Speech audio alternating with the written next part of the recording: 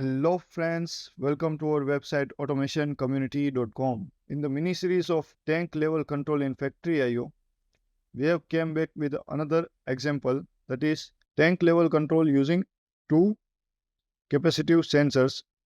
In the last video we have seen tank level control using timer. So today we are going to see this another example that we can see over here. So again, first of all, talking about the factory IO, so that I have shown you earlier also. From the stations, we can drag and drop this tank. After that, right click over it and change its configuration to digital, because we are just going to on off this valve. That's why digital control. After that, I have taken two capacitive sensors that also you can get from sensors and select this. Everything you can drag and drop and rotate from Y like this, and you can move it in vertical direction with V. This is all the things I have shown in my earlier videos. So in this way I have got this sensors. By default its name is not like this. I have changed this name. So you can click over tag and you click from here and you can change the name of the sensor. And simply I have taken this operator panel. So simply I have taken this operator panel and two buttons, start button and reset button. That's all about the factory IO, nothing else. So this is complete designing. Now quickly I will show you its ladder diagram and we will see the simulation.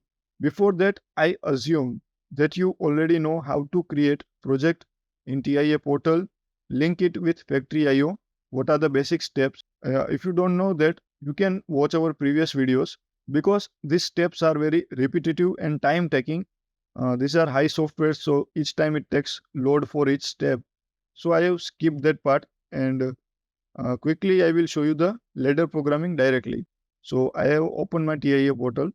So what I have done first, I have copy pasted the sample function block for linking with TIA portal. Okay, you can see over here, this is that function block. After that, we go to PLC tags. In default tag table, I have given names to my input and outputs. And then in the main OB, I have written the very essential step is to enable this function block. How you can do that, I have shown in previous video.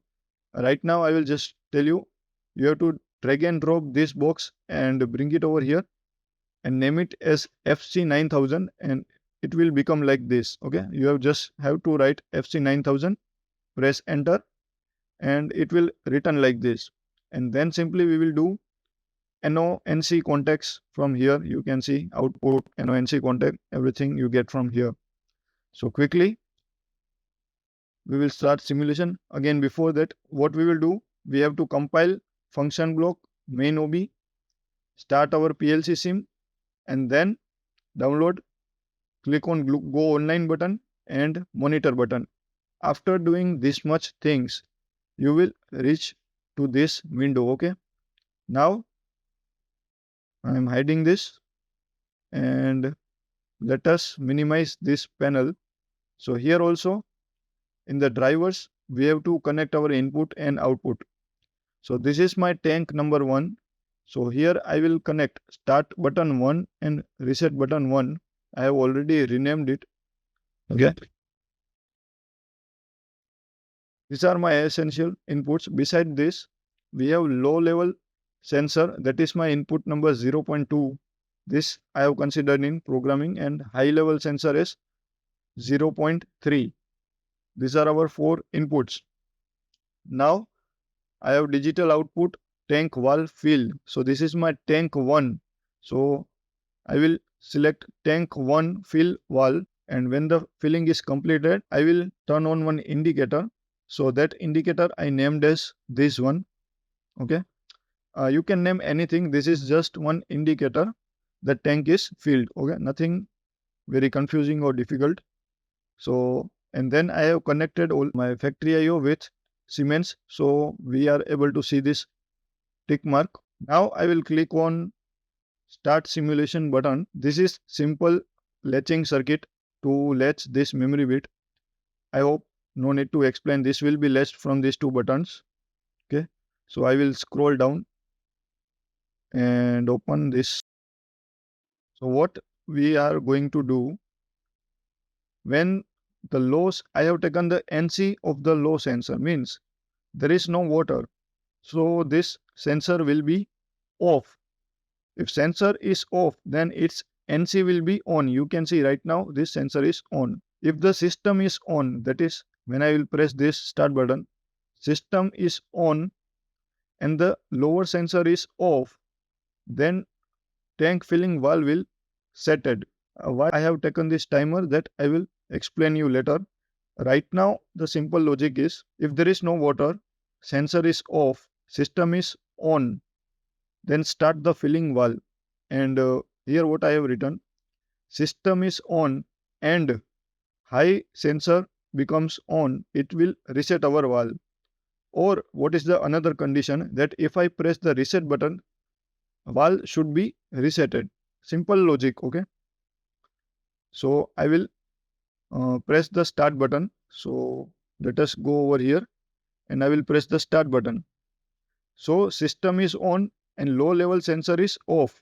So my valve is turned on, Q0.0 turned on. Now the problem is, you can see this input is flickering. Here you can see, if the sensor is on, the NC should be gone, but this is flickering. This is some software malfunction. So to eliminate this flickering effect, I have just taken on delay timer, and when the high level sensor is reached, you can see it has resetted our valve and filling is stopped. So based on the setting of your sensor, tank will be filled. Now, as I told you earlier, it will automatically start. So how that will start? You can see still it is flickering. I don't know why it is happening, but this is the software problem. Actually, once the sensor is on, its NC should not come.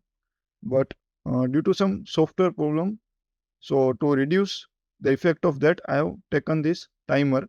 So what this timer is doing, this is the discharge valve. I forcefully discharging my tank, like a user is using the water from the tank. Now when water will go below this level, automatically water will start filling. Okay, that we will see. Right now user is using the water. Now it will permanent remain NC. Okay, so you can see what I have done. I have just checked NC should remain for 3 seconds. If NC is remaining for more than 3 seconds, then only this will, NC is losing its contact before 3 seconds, it will not work. This is not required in the real life situation. Just for a software malfunction, I have to do this. Now you can see discharge is also happening. So first I will stop this discharge. So now tank can fill again. You can see I have not pressed any start button or anything. It is filling automatically. The sensor comes, so valve is resetted. Also, as you know, I have connected Q0.1 my indicator that my tank is filled. Okay. Now again, let me discharge the water. I'll show you that it will start filling itself only, unless you have pressed the reset button. Otherwise, it will not start. Reset button is for emergency condition. If sensors fail, we can reset the valve by reset button. So I will show you.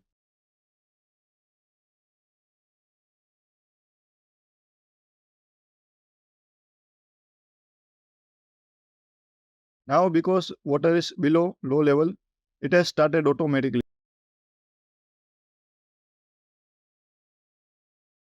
This was the tank level control based on the two capacitive sensors.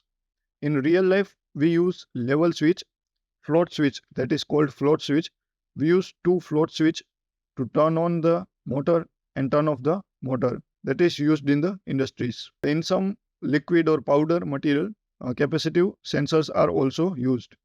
So in this series, we have completed two tank level applications, that is timer based tank filling, and this is the sensor based automatic tank level control. If you like this video, show your interest by liking and subscribing our YouTube channel. In the next video, we will do this project analog level sensor control.